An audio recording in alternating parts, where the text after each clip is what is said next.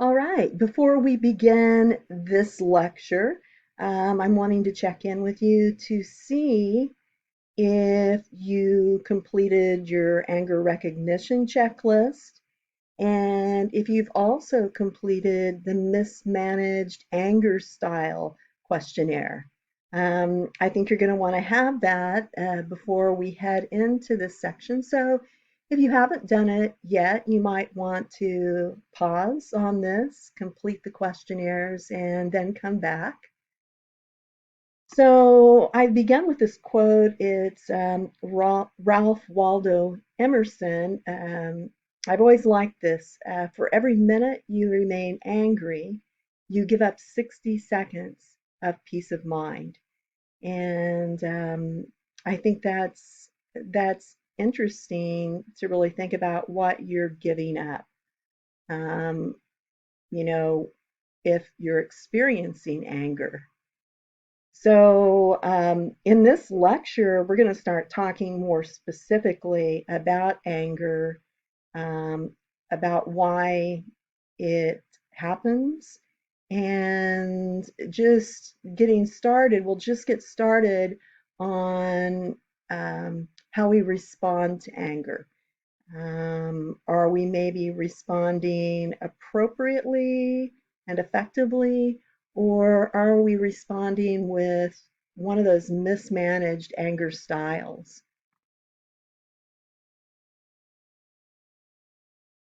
Okay, so this statement.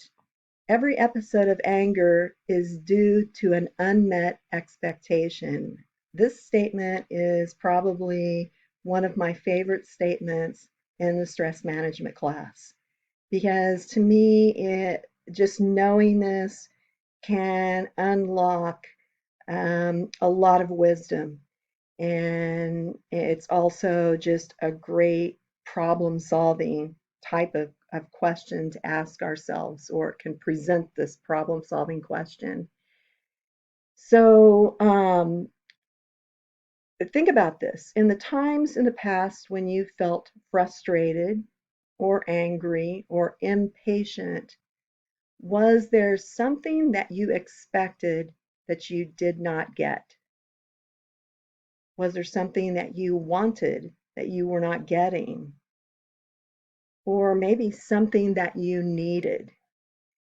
And the reason why I like this question so much is that it can help us actually begin to take steps that will potentially prevent anger.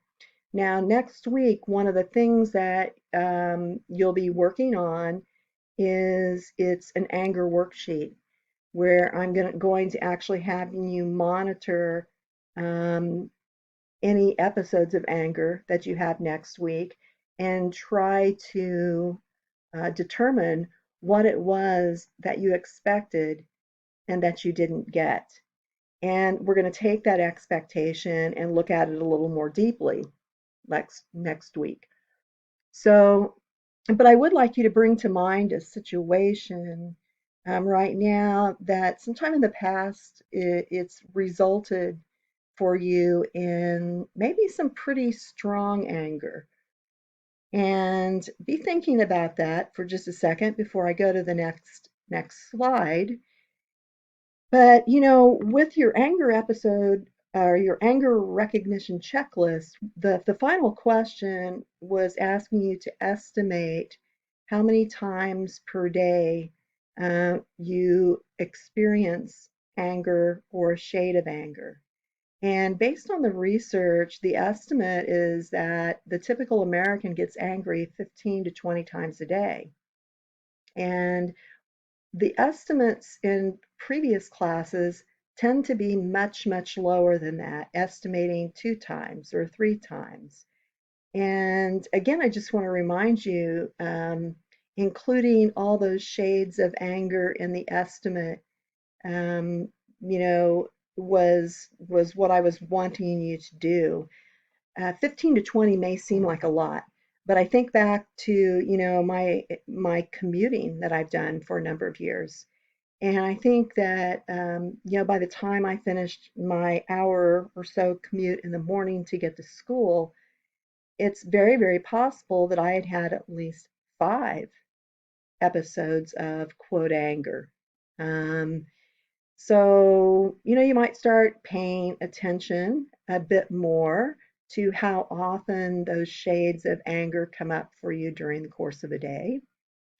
And let's go to this next slide, and take a look at this anger situation that I'm hoping that you're able to recall, at least one. So, can you specifically identify with that particular situation what it was that you were expecting and you did not get, or what it was that you needed or wanted and did not get? And actually naming that. And maybe, going a step further and asking yourself, did I actually communicate that expectation or that need? And just something to begin thinking about. We're going to be working more with this next week in the form of that worksheet that I was talking about. So I have a couple of pictures or quotes or questions here. The first one says, "What do you do with unmet expectations?" And when we look at mismanaged anger styles, that might, to some degree, answer that question, because this is really, what do you do with anger? And then over on the right, I love this. It says, "Be careful with your words. Once they are said, they can only be forgiven, um, not forgotten." And I like the expression, you cannot unring a bell. So this statement to me reminds me how important it is to manage my response to anger, to manage what I do with anger, because it's, when we're angry, it's very, it's more likely that we say things that we later regret or wish we could take back. So just a couple of things to think about there. So we're going to begin to look at mismanaged anger styles. And just to give you a hint here, this dog with the toilet paper. Well, first of all, some of you might wish you had this toilet paper. I don't know. But um, his mismanaged anger style is probably going to be the exploder or maybe the underhander. So that's what's going on with this dog right now.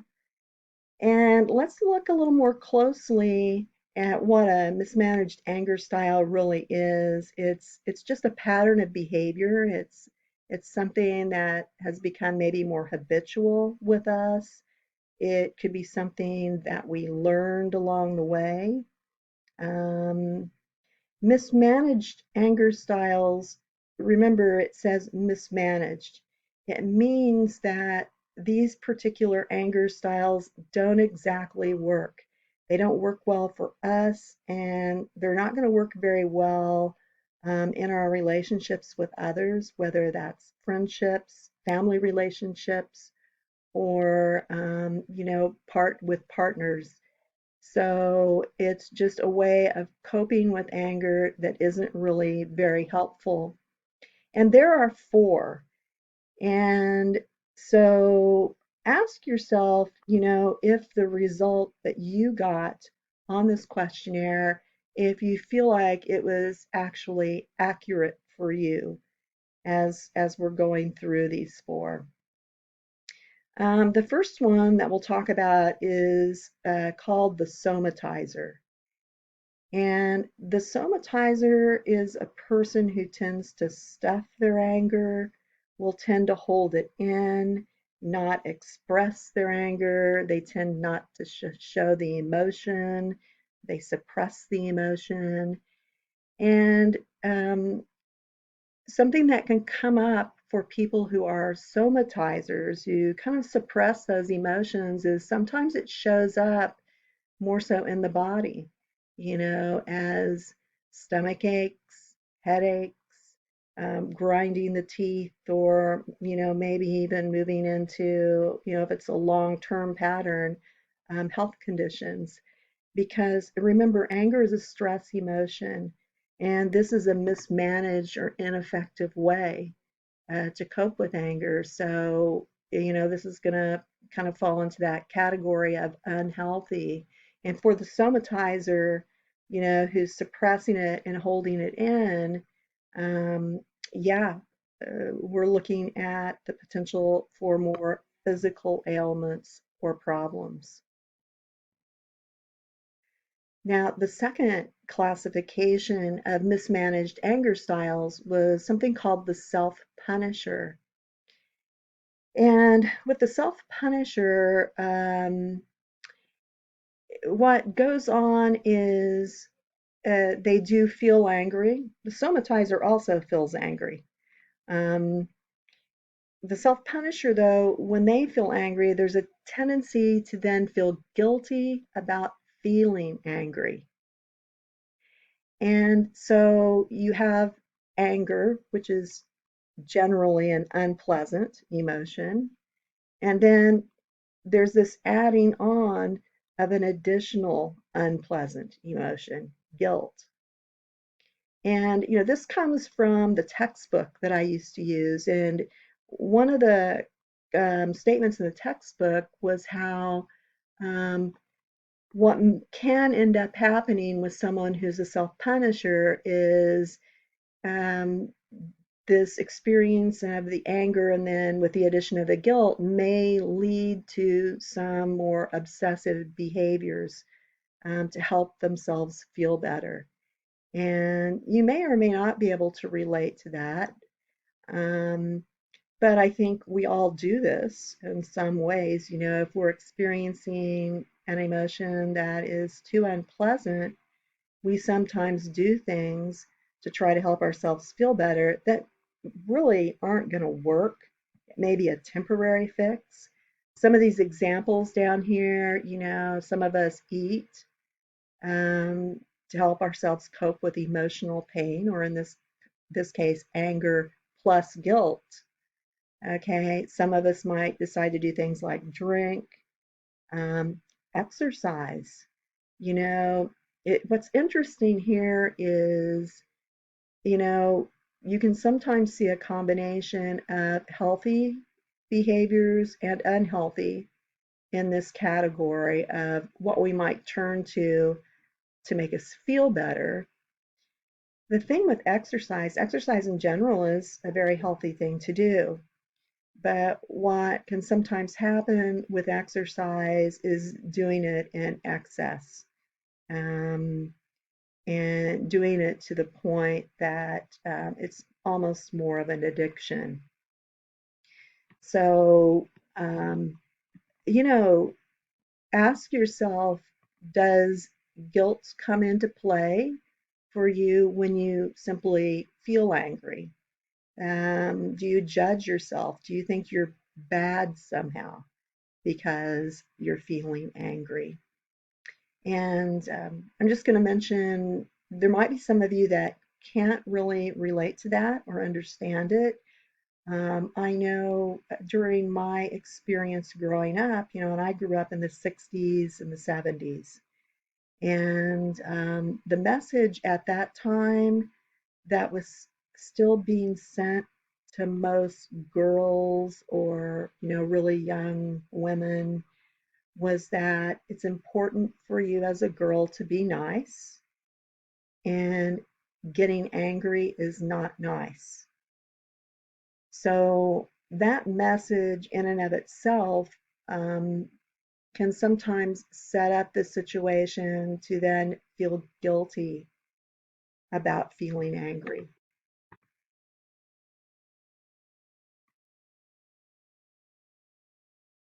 Okay, so the third mismanaged anger style, most of us are familiar with this mismanaged anger style. We see a lot of this in programming, And it's very noticeable because it's more of an external expression. The other two, the somatizer and the self-punisher, it's possible that you would not notice or easily observe if they are angry. Uh, the somatizer is going to squash it. The self-punisher feels guilt about it. They may not be outwardly demonstrating a lot of anger either. But with the exploder, you're going to see that outward demonstration. And again, remember, mismanaged, not an effective strategy for oneself or for interpersonal relationships.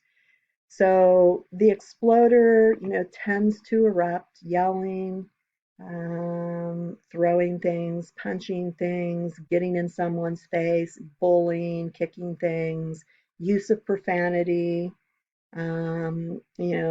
So it's actually their anger is somewhat of an act of intimidation. Um, so if I behave that way when I feel angry, there's a really good possibility that other people are going to feel intimidated. And it may also just be the intention of the person who is exploding to frighten or intimidate others. And I think this sometimes takes a really good hard look at ourselves to ask ourselves if I am an exploder, am I trying to intimidate?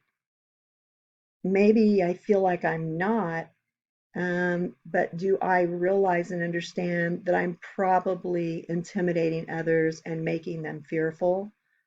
And the next step of that would be I'm probably also pushing them away. Okay, and this fourth style, it's usually pretty observable. We see this a lot in programming. A lot of us might even think it's funny. It may be funny until you personally are having to deal with it on a daily basis. Who knows? But it's referred to as the underhander, and this is a really good example. I'm a huge fan of saying you're welcome really loud when people don't say thank you. So the expectation there is this. When I do something for someone else, I expect them to thank me, or I want them to thank me. It could just be that. And so if I don't get what I want, or if I don't get what I expect, I'm going to end up feeling some shade of anger. And so what the underhander does is strike back, but in a really indirect way. Some of you have probably heard this being called passive aggressive behavior. I would love for you to really think about it though in this way. The motivation with this type of expression is usually revenge. It's kind of like, hey, you hurt me. I felt an ouch.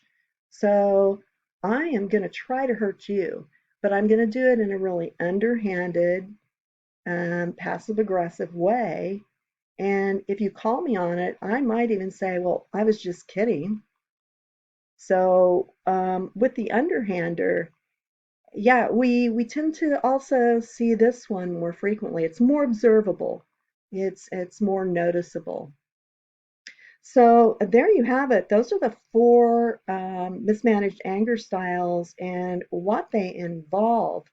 I think another really interesting piece to look at is, and this is our last slide here, just a comparison. The somatizer and the self-punisher, when they're experiencing anger or even prolonged anger, long-term anger, they end up really trying to control themselves. They're controlling themselves to not express or not display the anger. With the exploder and the underhander, what's going on there is they're trying to control others. So I think this is also really interesting to look at, kind of what the objective is with these mismanaged anger styles. Now, just to finish this lecture, I want to say that, gosh, I've been teaching stress management for a really long time now, probably, oh, I don't know, 16, 17 years.